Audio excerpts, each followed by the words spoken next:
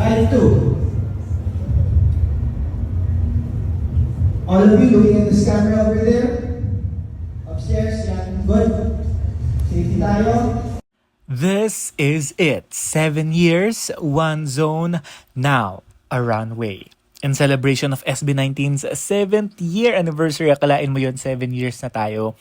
And in collaboration with world-acclaimed Filipino fashion designer, Mr. Francis Libiran, Fast Zone is a high-octane fashion and music experience that amplifies a premier collection of couture, emerging as a new sonic of style in motion. Beyond trend, beyond sound, welcome to the Fast Zone. October 26, 2025 sa Araneta Coliseum.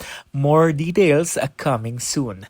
Ayan na nga guys, nakumpleto na nga natin kung ano nga ba ang ibig sabihin ng kanilang mga pinopost na mga art card na may Fast Zone coming soon.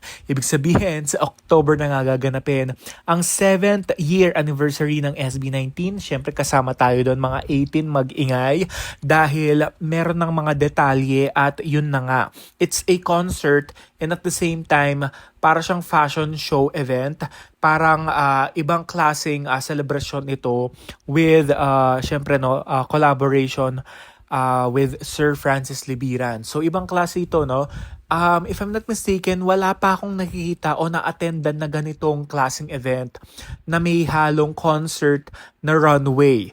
Dahil parang Victoria's Secret, parang ganun, no? Pero ito kasi, para siyang ano ba yun? Parang collaborative siya and at the same time, music siya. Siyempre, no, it's a concert and hindi ko alam kung ano may expect natin dito, no? Kaya, abangan na lang natin dahil more details coming soon kung ano nga ba ang magiging detalye ng kanilang ticket selling at ano magiging perks nito.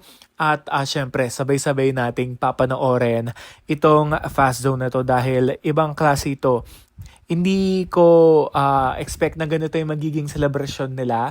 Parang kumbaga, kala ko it's a collaboration event lang. Pero ito pala, itong Fast Zone pala, is 7th year anniversary celebration nila. So, very, very excited ako. Kayo guys, mga 18, excited na rin ba kayo? Comment down below.